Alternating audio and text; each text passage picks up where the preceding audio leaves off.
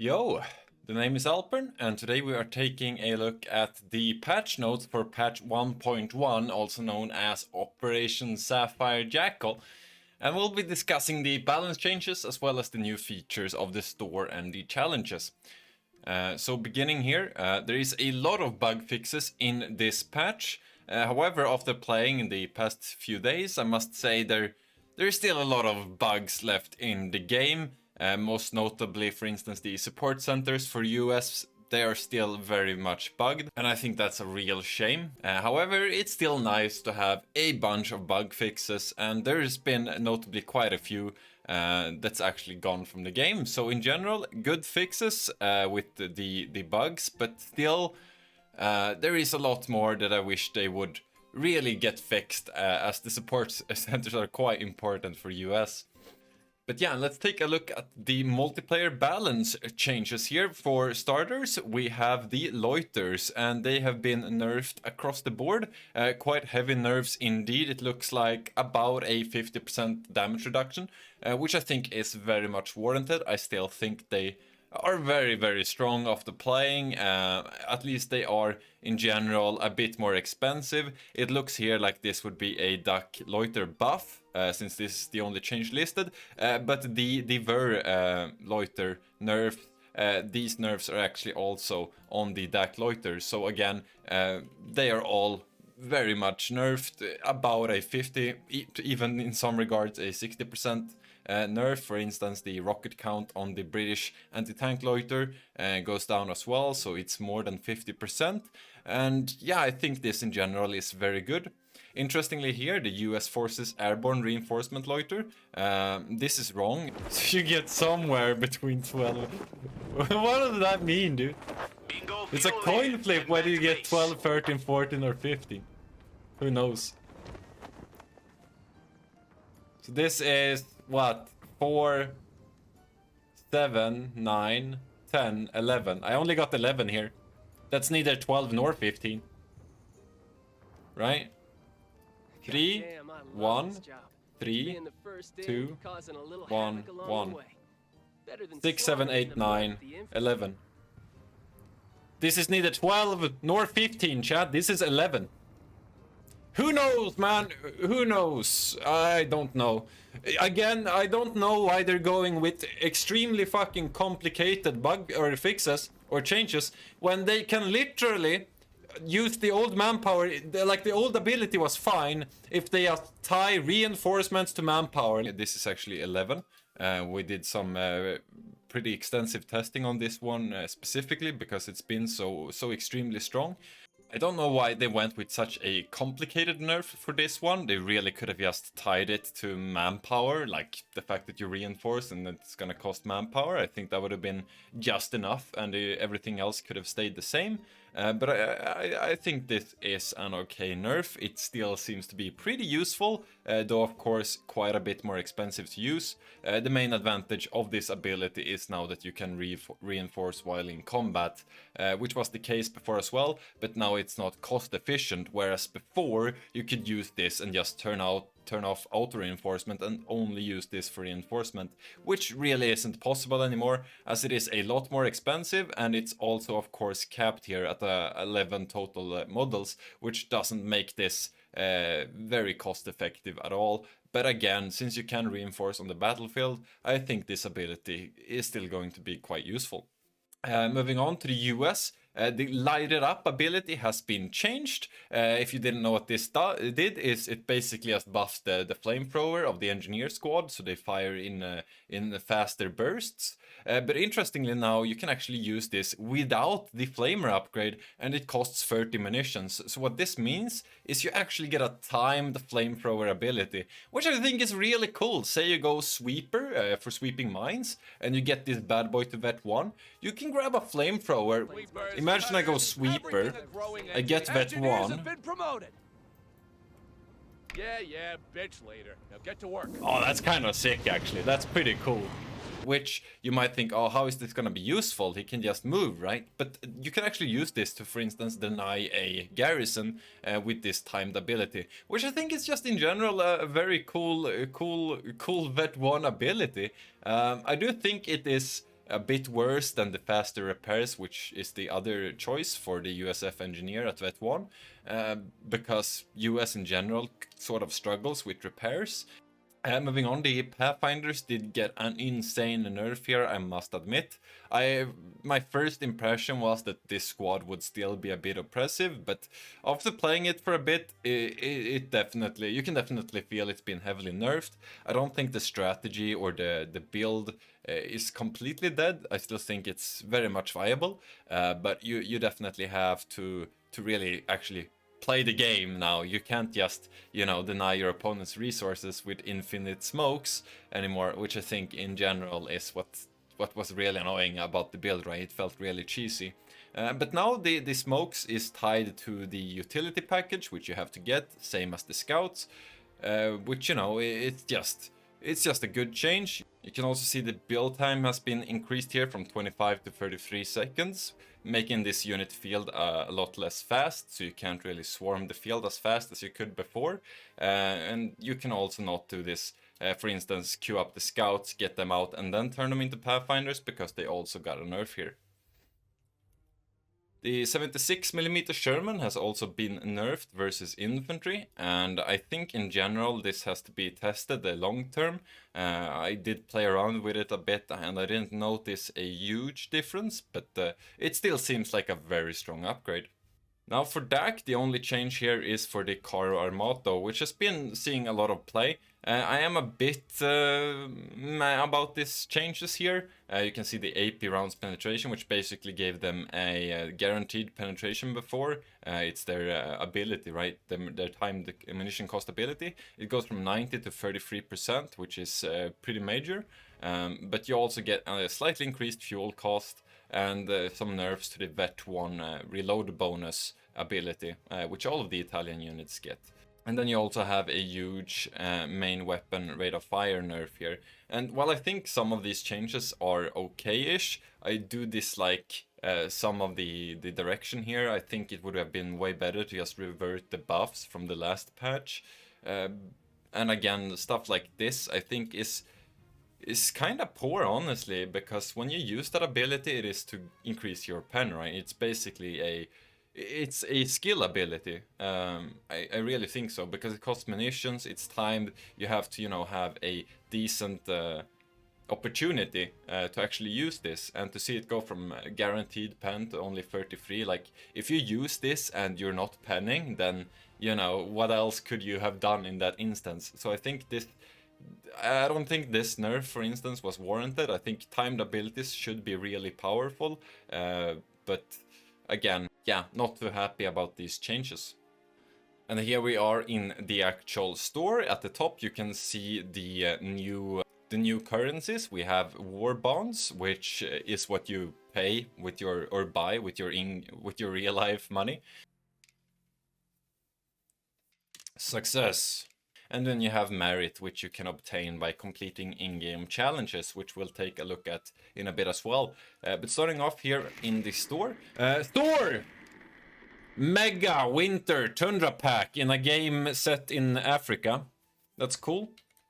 We have a bunch of cosmetics. You got the highlights here, which is basically what you can buy with the merit. These are on rotational, which you've seen in other games, such as, for instance, League of Legends, etc.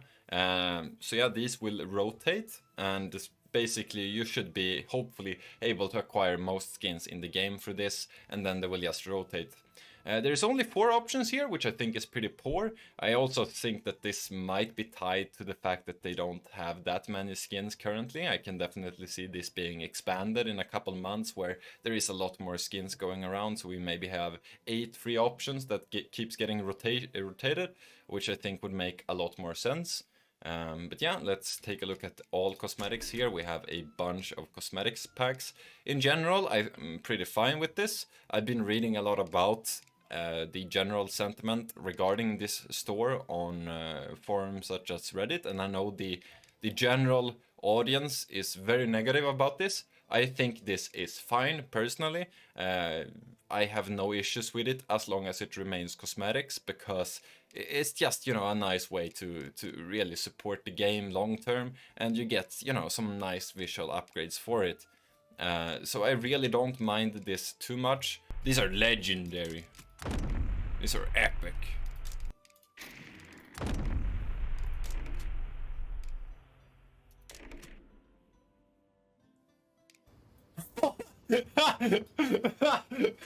I didn't even see that. Silence! The backpacks became wood. Okay, that's kind of cool. We're on the move. Follow me. Let's go, Kinder. We're moving. That's actually kind of cool. Oh, look at the more wood. Reporting. Any wood? Yours to command. Ah, got the legendary wooden barrel. Oh, dude, that's sick, dude. I like that. We're eager to get moving. It gets me excited for future skins. They might do some even more cool shit with new models and stuff.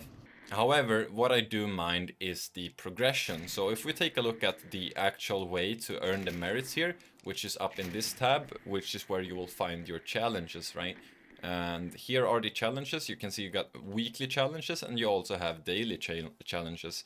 Now, these have been extremely bugged in the last few days. Some of them are basically impossible to complete, and others are just very hard to complete because they are just very shitty challenges. Let's just be real here. Some of them seems even AI generated, to be honest.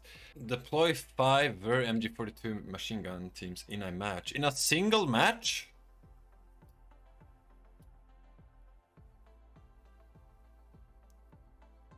Oh my god, it's in a single... What?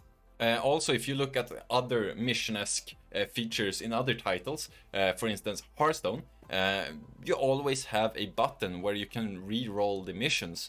There is no such feature here. You can't re-roll your missions. You're stuck with these until you either complete them or till the timer runs out.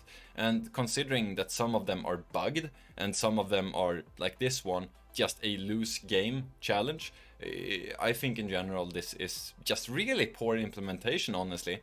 And also, this is the only way to earn merit. You can't, for instance, play games like you could in CoH3 and get supply and, you know, earn merit, like earn 10 merit for a game or something. That's not in here. This is the only way to earn these merit points, and I think that's just honestly very half-assed.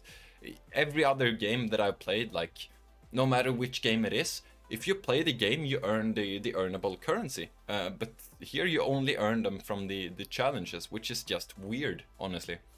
Not only that, you can't actually track your progress here in-game, which makes it even more annoying. I had a mission yesterday where I was supposed to build something like 20 tank traps with the Royal Engineer. And I was certain I did that in a game, and you know, I won the game and we moved on, and then I checked my challenges and that challenge was still there. So I don't know what I did wrong, but the fact that I can't track the challenge while in game is just very annoying when you're trying to complete them. If anything, you should be able to just press escape for the menu and then have the challenges listed there, or at least get a pop-up or something when you complete them, but there is no such thing. So it's just a very annoying implementation here where you don't know if it's done or not until you're back out of the game. And if you didn't complete and you went out of your way to build 5 fighting positions, then, you know, you just get really annoyed, right? It's not a good feeling at all. So in general, I think this system is completely very bare bones and very poorly implemented currently. And I think the store in general is quite fine as long as it is cosmetics. But as you can see here, there is a tab, cosmetics, which means we will have other tabs eventually. Now what those tabs will be, we can only really speculate, but considering if you go into play mode and I load up a game here, or load up a lobby, you can see that I have a battle groups tab, and you can see that there is a lot of space here for more battle groups. So that gets us thinking, right? If they add battle groups to the store, like if you have another tab here that's called battle groups, I think that's very feasible to see in the future.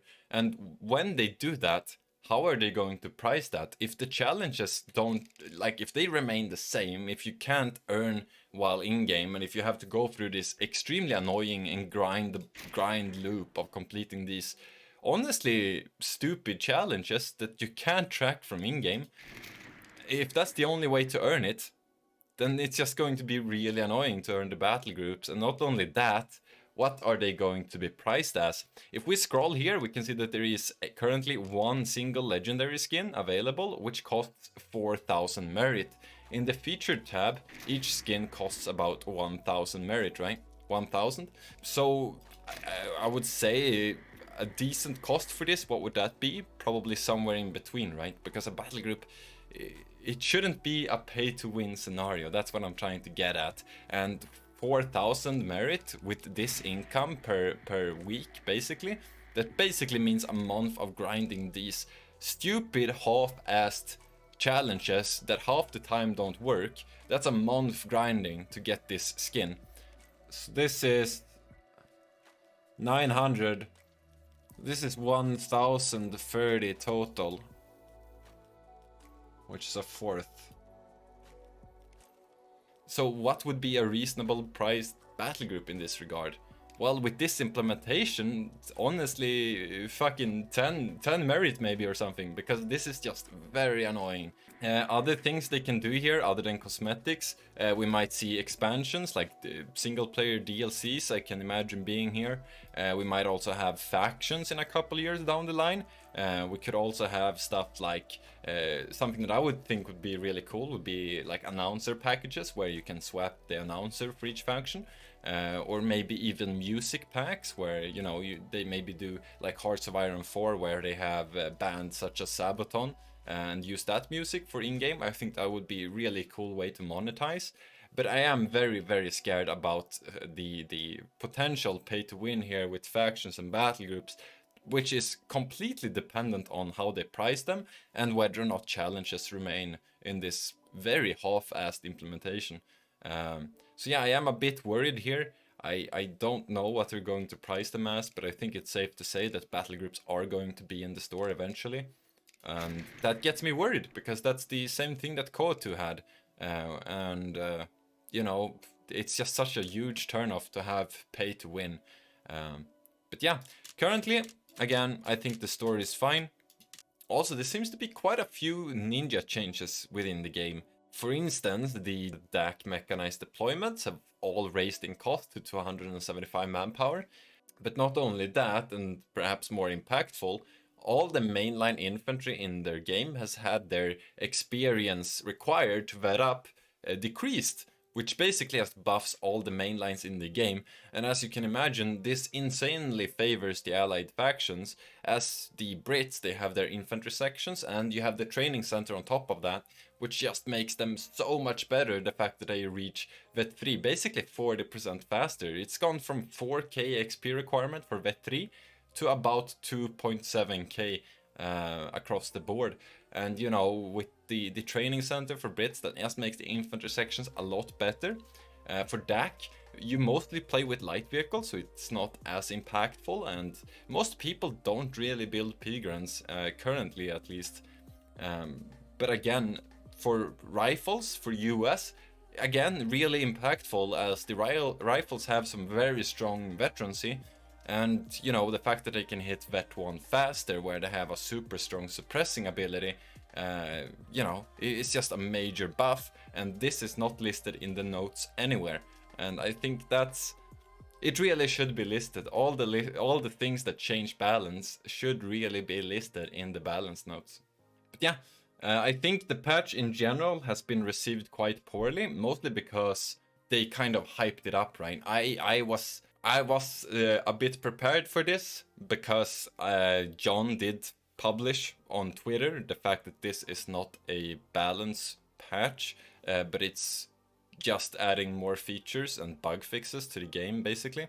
And in that regard, I was a bit prepared. I didn't have too high expectations, but I can see how people are a bit disappointed with this patch, because, you know, they gave it a cool nickname, they've been announcing this, and basically all we got was some very subpar balance changes, and we got the store and we had some very half-assed implementation of challenges. So I can see why people are very disappointed in this patch. But yeah, let me know what you think of the patch in the comments below. Let me know what you think Relic should price the upcoming battle groups as. I don't know when they will hit, but I am pretty certain that we are eventually going to have battle groups for hopefully Merit and War Bonds in the store.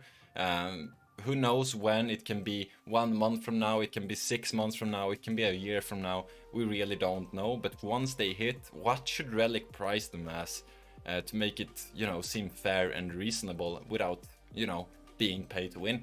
So yeah, thanks for watching, and I'll see you guys around.